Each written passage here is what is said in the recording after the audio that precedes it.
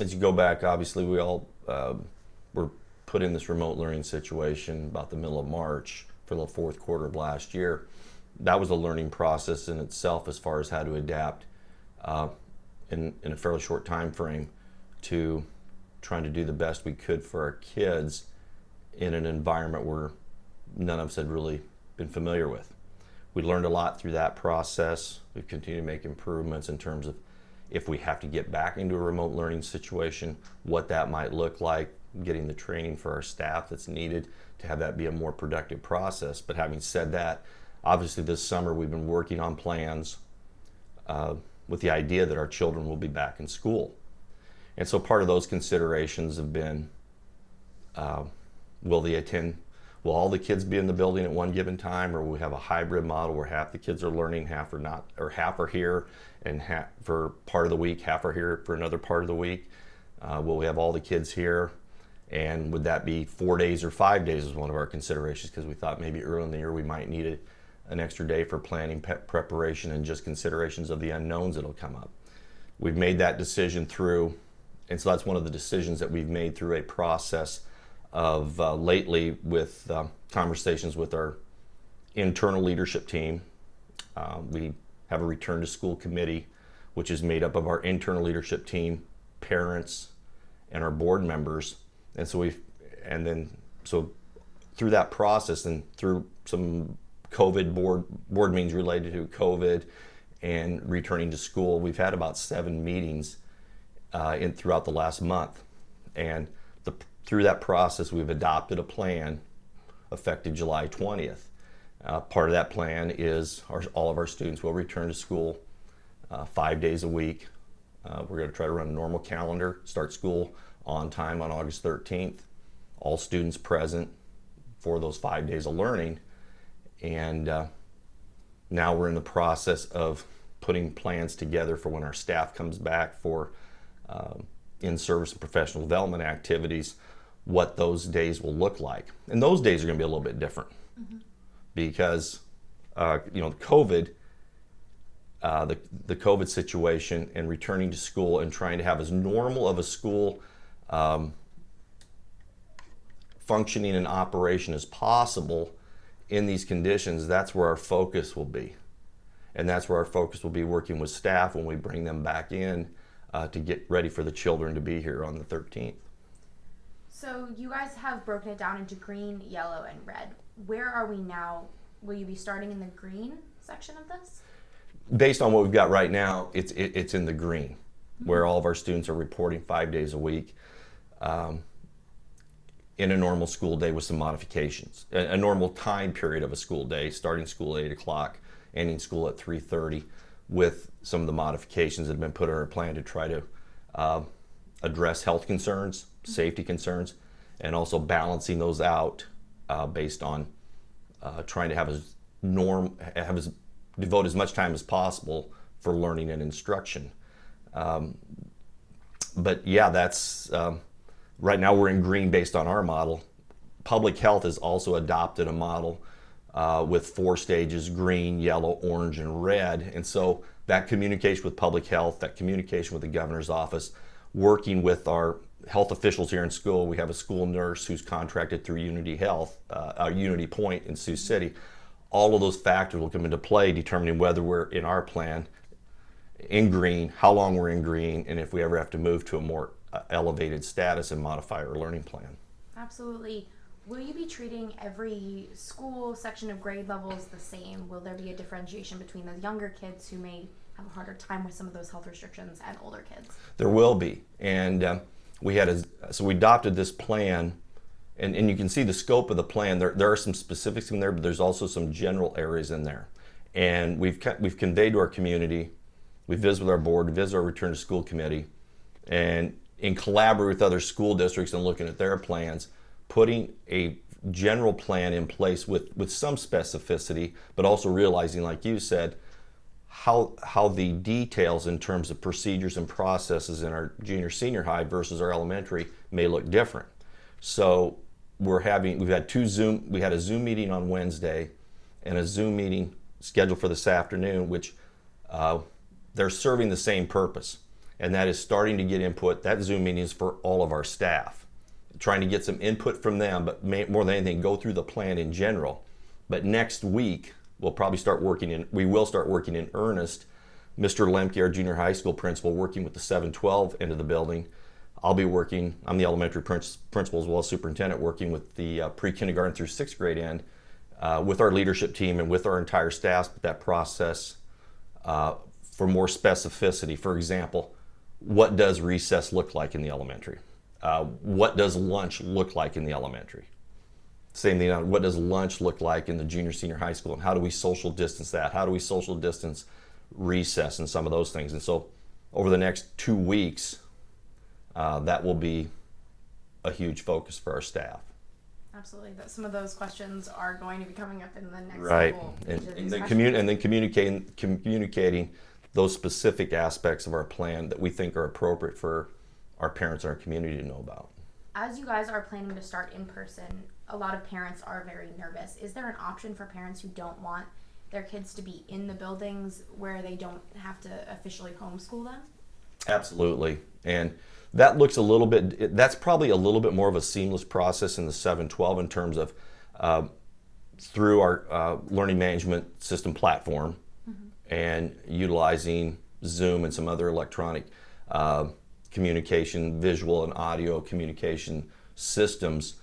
We see, like in the 7-12, that would be like a normal school day, where they would, if they wanted to stay home or if they were a positive case and had to be quarantined, that they could do their learning from home and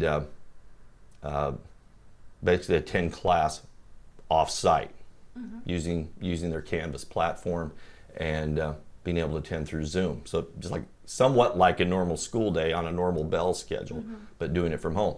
That's where the elementary, it could look a little different. 5th and 6th grade might look somewhat similar to junior high, but pre-kindergarten, kindergarten, 1st grade, those could look different. And so we're going to have those conversations about what would be the best situation if a kindergarten student, the parent didn't feel comfortable with them being here, or if they were excluded because of a positive test. When we did the learning back in the remote learning back 4th quarter, it was a combination of using some electronic. Every student 2 through 12 had access to a laptop if the parents wanted them to have one, and so there were learning apps on those devices. We communicated through various means in the elementary. We're going to systematize that more, in that we're also going to implement the Canvas learning management system platform in our elementary as well. Like I said, the younger the student and that piece with the parents and those students, the more problematic that becomes. We've got an outstanding staff. I'm sure we're going to figure it out, but that's part of those conversations coming up next 2 to 3 weeks. So some districts are having a parent sign a COVID-19 specific liability waiver. Is that something you guys will be doing? That's something we've done when we opened up our summer conditioning program for our high school athletes. It's a waiver we've had our parents sign when we started summer school here on Monday in both ends of the building. That is something that will be part of the process too when they come back to school. So especially in the Launch Nebraska guidelines, they say that reduced instructional hours could be quite possible, especially switching between different plans. How are you guys expecting to make up for those reduced instructional hours and kind of knowledge gaps left from last year? A huge part of when students come back is for us in the elementary, and especially where we're at with reading and math, is finding out where they're at in terms of their learning ability, doing a lot of pre-assessment, a lot of testing, a lot of assessment there, and then moving the process forward and having those conversations about how a 3rd grade student moving to 4th grade, how that might look different this year because we lost those 45 days. I would say probably in the elementary, we'll probably make some decisions about possibly restructuring our day so there's more possible time and focus allotted to reading and math. And unfortunately, there may be some areas where we may have to make some decisions to reduce time in other areas of the curriculum. At the secondary level, those are some of the conversations we're going to have as our staff comes back and as we have those grade level conversations. But it's a difficult process to work through, and I don't know that we have any hard and fast answers except trying to address where each student's at individually, assess where they're at, and try to move them forward instructionally and through the curriculum. Well, we're going to work closely with, in terms of the communication piece and getting guidance, work close with Public Health and Unity Point. We are going to try to focus on the basics, so to speak, that Public Health through the state and the federal level have shared with us. Do as much much hand sanitizing and hand cleanliness as possible. Social distance where possible, and where not possible, wear masks.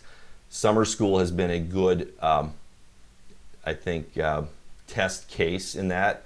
Granted, we have 40 kids, for example, in the elementary, we have 40 kids here instead of 230, which is what we'll have when school starts. But our teachers done a really nice job. You know, when our elementary students are in the hallway, they wear masks. When our students are in the restroom, they wear masks.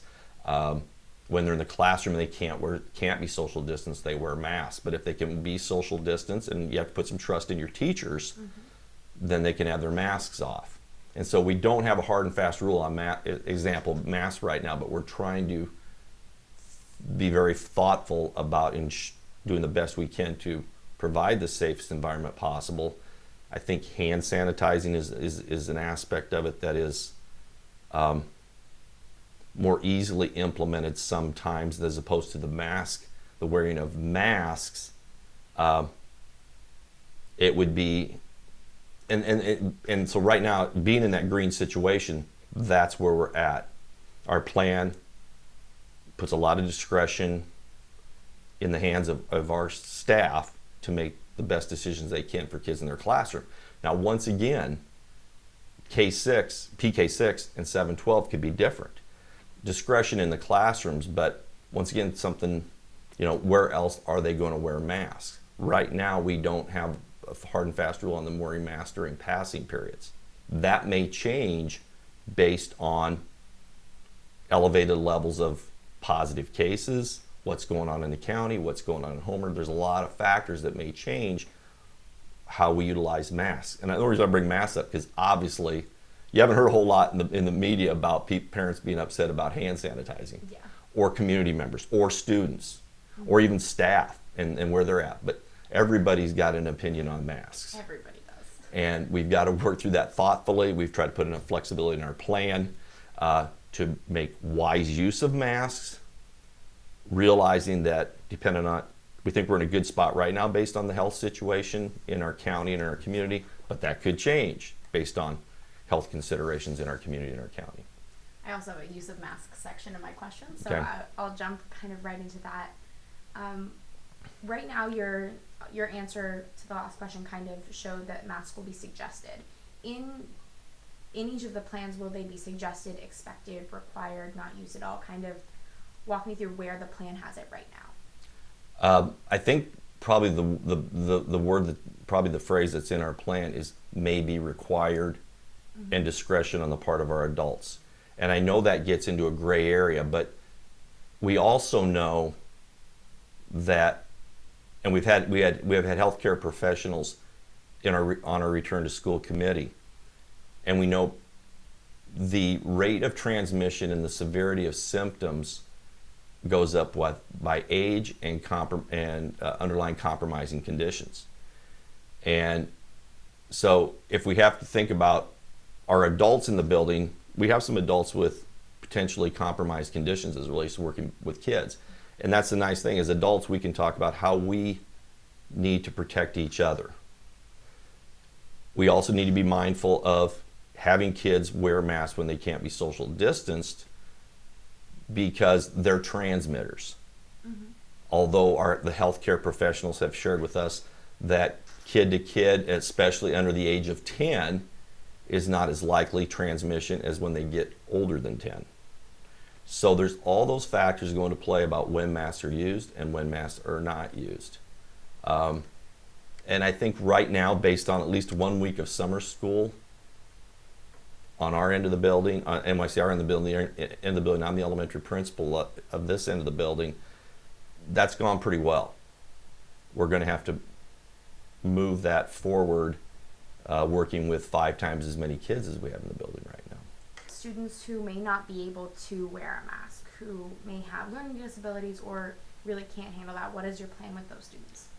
Looking at a couple things, a health waiver, but one thing we've always tried to emphasize here is having those conversations in those unique situations with the student if it's appropriate, their parents, staff that may be working with that child, and coming up with a plan that works best for them, best for everybody else, recognizing, acknowledging the need for this fine line between sharing information but also respecting confidentiality of information. There's a lot of gray areas that go into this, but I think those can be resolved. Those unique situations can be resolved effectively for children and adults in those unique situations with face-to-face conversation. And that's what we're going to encourage when these situations come up. And we've really encouraged our community, whether it's visiting Mr. Lemke as a principal in the junior senior high or my role as the elementary principal, we want to have those conversations with our community, with our parents. Within your plan, you have a kind of special way that you guys are going to deal with making sure every student has a mask. How will that happen? They'll have the option of either bringing their own mask to school, or the school will provide a mask. There'll be some kind of identification mark on the mask, so they get the same mask. The mask that the school will provide, we'll hand those out at the beginning of the day. We'll collect them at the end of the day. We'll wash them and sanitize them on a daily basis and then redistribute them the next day. You guys in your plan also discuss the use of thermometers and temperature scanners. How will we be using those? Every teacher is gonna have a thermometer. And what they'll probably do is they'll do a quick thermometer check in the elementary when they first come into their rooms, in the secondary when they come to their first period class. That's what we're thinking right now. But we also know, based on what healthcare professionals have shared, is scanning students for temperatures and adults is less and less reliable and is becoming less and less emphasized. Mm-hmm.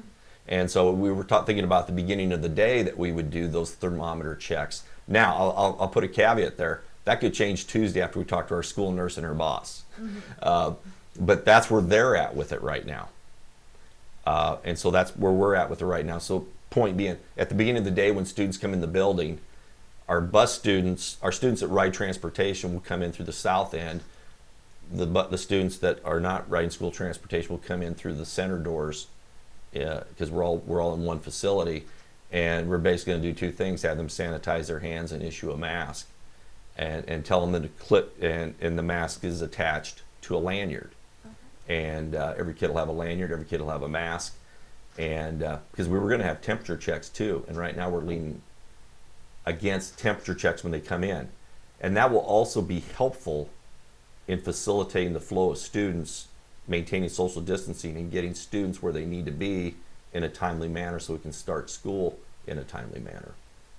If a student is living in close contact with a COVID positive person and they may not be COVID positive, what is the procedure on them either staying home, being isolated? What's the procedure there? That procedure is still being fine-tuned, but right now where public health is on this is if we have students that have symptoms that, I'm backing up a little bit on this, so let's say that we are not aware of a positive test.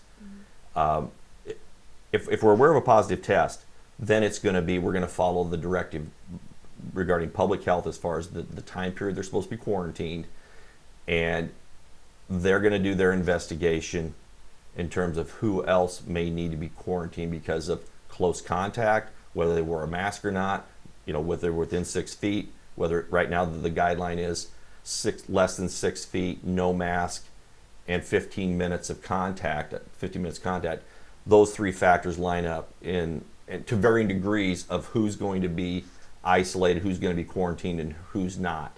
This, without a doubt, is the most difficult and problematic part of the whole process to work through. Mm-hmm. And our answer is we are going to be in close communication with public health, with our school nurse. In fact, our school nurse is coming on Tuesday, and we're looking at specific procedures for what you just described and putting some specific procedures together based on public health guidelines right now. Because, and this is probably where I'm going to get a little bit political, because way back in early April, most school superintendents were saying, what we're going to need more than anything else to reopen schools is we're going to need our school nurse or our school health people are going to need ready access to testing on site and have a quick turnaround on those tests. We don't have it right now. And I don't think there's been a concerted plan nationwide, a concerted plan to focus on having enough tests, having those be quality tests, because if we had that in place, it would make this a much more seamless process as far as that identification process, that communication process. In Homer, and here's an example too about the difficulties. We know the time to get a test can vary right now, and it's slowed down because we don't have enough testing capacity. We know the turnaround time sometimes can be 6, 7, 8 days once a test is completed. We know sometimes the reliability of the test isn't that great. We also know access to health care for individual families and access to tests varies. As an example, Pender's a small community. They have a hospital, okay? Many of our small communities have clinics. We don't have a clinic in Homer. So all these factors are very difficult as far as working through this process about A, positive cases, or B, students who exhibit symptoms, how we screen them, how we figure out whether they've got it or not, and then who around them they may have transmitted to, and then therefore who should be excluded from school, and for what period of time. There's still a lot of variables in that system, that part of the plan, and that part of us coming back to school, and that's a huge issue we still got to get worked out. How will you be communicating those changes to the plan to parents and community members once those decisions get made? We've got our district-wide school messenger program. We use our school Facebook page. We use our website. We have email communication where we send out attachments through distribution lists. Those are some of the primary means that we use, and try to use them as timely as possible. It's just like right now we're going to put our plan back out that shows the 24 hours instead of the 72.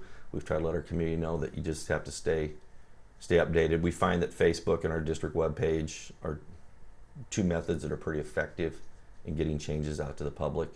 And then through our messenger program, alerting our parents and our community members, go to our Facebook page, go to our website. We've got changes to our plan. The Launch Nebraska guidelines show that they suggest the use of plexiglass barriers in buildings where there might be some of that contact. Have you guys looked into that? We're going to do it in certain spots, like we're going to do it at our front office area. Right now, that's probably about the only area where we're going to utilize plexiglass. Have you guys had a hard time getting hold of plexiglass? Some school districts have. Yes, our maintenance supervisor looked into that. It's really hard to find it. We have some on site, and we're going to use that in certain spots. Like I said, in our front office area, when visitors come in, there'll be plexiglass there. Speaking of visitors, what will the new visitor guidelines be from years past to this year? Probably less. In looking at our plan, what you'll see is where we've probably been more liberal as far as, for example, parents coming in the building to eat lunch with their children. We're not going to do that to start the year. If a parent would say come into the building and want to bring something in because a child forgot something, admit them, but then we'll have a table out in front instead of them coming all the way into the building, putting it right there. So trying to restrict access to a degree, but also be flexible for when people need to come into the building. If we know that a student has, for example, an appointment during the day, using some, either having the parent text message the front office to let them know that I'm coming, have the student escorted to the door, meet their parent outside as opposed to the parent coming in. Those kinds of things.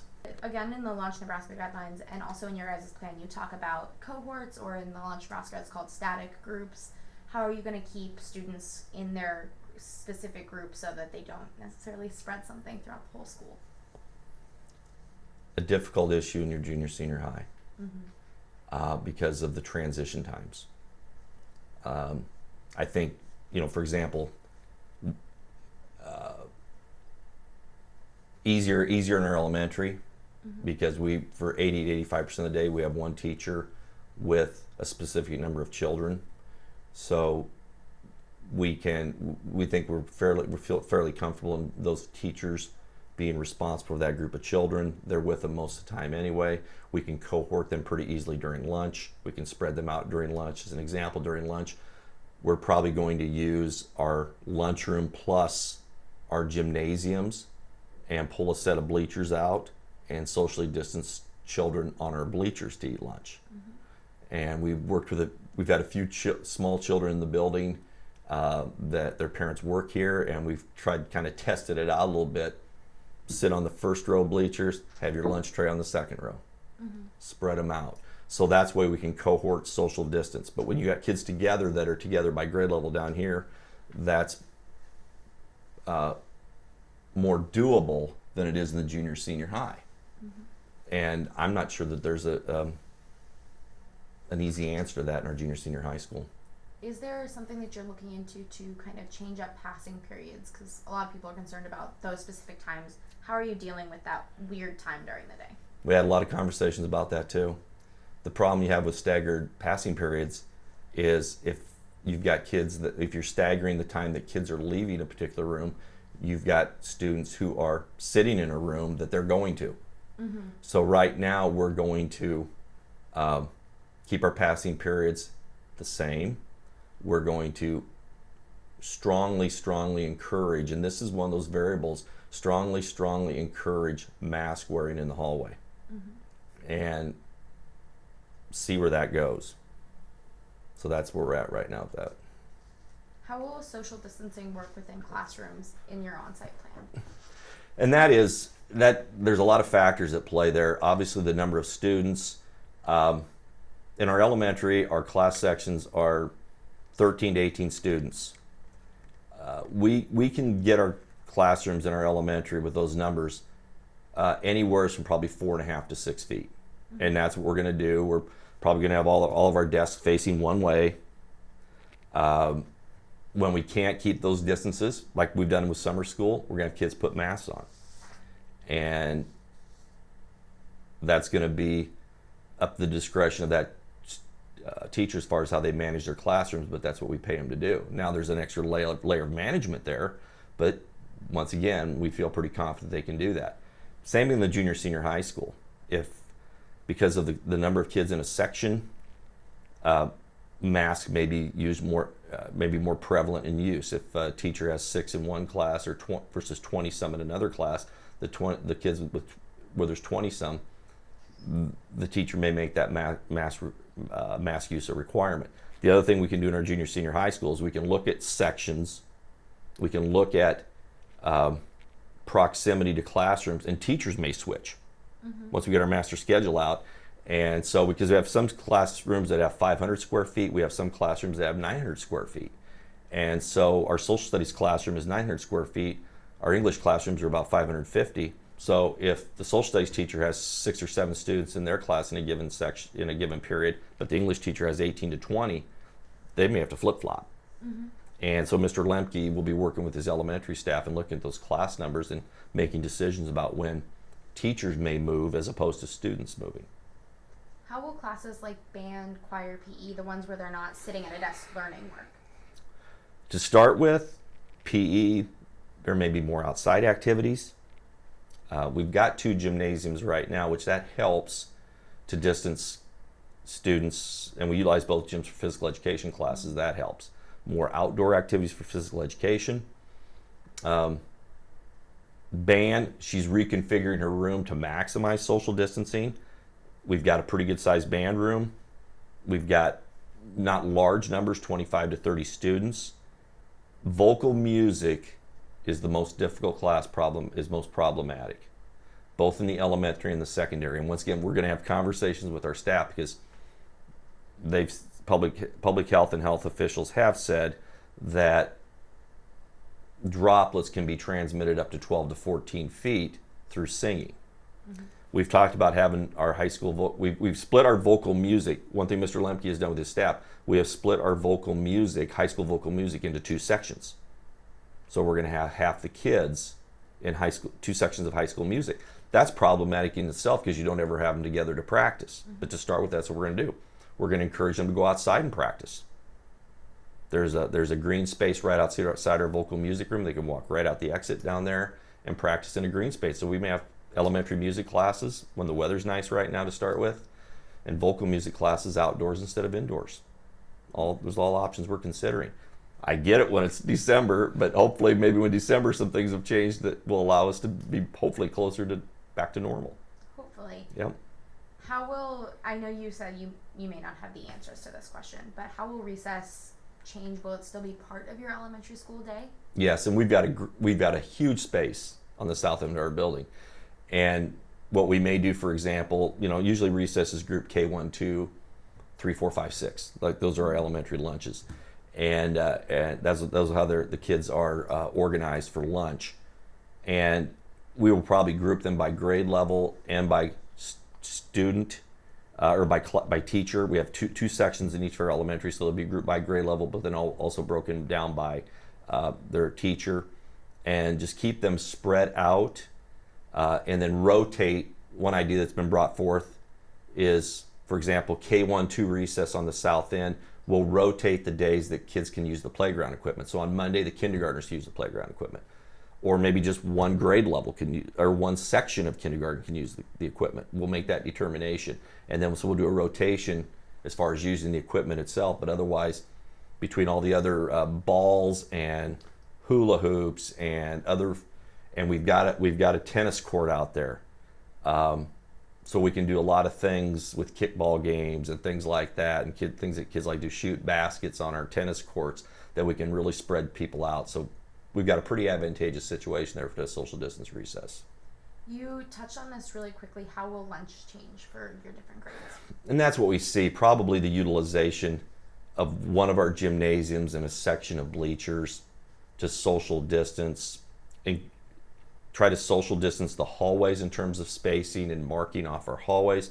But even if that's not possible, kids wear their masks while they're waiting for their lunch. But then when they eat lunch, we have 10 tables in our lunchroom. Our lunchroom is fairly small. And so we're thinking, as an example, with 10 tables, maybe no more than 3 students at a table in kind of a V formation. Mm-hmm. One on one side, 2 on the other, 1 on one side in the middle of the lunch table, 2 on the other side at the ends, putting maybe 30 students in the lunchroom.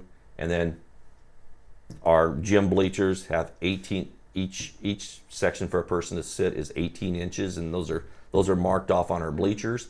And so we can put a student here to eat lunch, leave 3 spaces, put another student, leave 3 spaces, and probably use our bleachers to social distance kids. Let's talk about busing and kids getting to school. How will students on buses change, because it can be quite tight quarters? What we're going to do is do a few things there. We're going to strongly encourage masks. We contract our busing services. We've been in numerous conversations with our busing service. Right now there's few, if any, districts that are requiring masks on bus. But what they are doing is we're going to group students by family. We are going to load our buses back to start in the back towards the front, unload our buses front to back. Like I said, strongly encourage our students to have masks. So if a student rides a bus and they get a school issued mask, they'll get our plan right now is for them to get the mask when they get on the bus. Mm-hmm. Okay. We've got to work the details out with our busing company on that next week. But those are some of the things. Having hand sanitizer available on the bus. From past experience, we know that parents give their kids hand sanitizer and they'll have them in their book bags and things like that. So we probably anticipate some kids having little vials of hand sanitizer, but making that hand sanitizer readily available. Buses are different too, because we have 2 routes that have 40 to 50 students on them. We have one route with about 30 max, and we have one route with about 20 max. So once again, there's buses that are easier to social distance because of numbers. Makes sense. That you just answered my next 2 questions as well. One kind of additional question about masks that I just forgot to ask. If a parent doesn't want their student wearing a mask, what is the protocol there? We're working through that right now, and we've had a couple concerns as it relates to summer school with that. If they absolutely refuse to have their child wear a mask, that really doesn't fit into our plan, which we believe provides a fair amount of flexibility, and that's their only reason. We want to continue to work with them, communicate with them, but that may be a situation where the parent may choose to homeschool for a period of time, or they're engaged in virtual learning, remote learning, off-site, working with that teacher, attending school virtually. Those are probably the options right now. If a teacher tests positive for COVID-19, when they're required to quarantine during that time, will they be paid regularly? What kind of protocols do you have in place to kind of keep your teachers safe? Well, there's federal guidelines on that right now. There's also our sick leave policy, but basically staff is held harmless in a situation like that with regards to their pay and their benefits. They may be teaching, and this is where it gets tough too, because they may be doing some teaching virtually back to their classroom, and we may have a paraeducator who's monitoring that class. Hopefully we can find a substitute teacher to help out. That's another issue that could be problematic. Our sub-caller is going to be contacting our substitute teachers and looking at their interest. We've got 2 long-term subs in our elementary due to pregnancies, but we've been able to fill one of those already and hope to be able to fill the other one here. So a lot of factors there, but basically we and our board has been very, during the last situation with remote learning, they were very supportive of the idea that we tried to pay our staff, like our classified staff, for example, that wasn't governed by the master contract, pay them their pay even though they couldn't work. And so we're very mindful of our employees are straight up and truthful with us, and we want to try to be as flexible with them and trying to help work through each of their individual situations as they arise.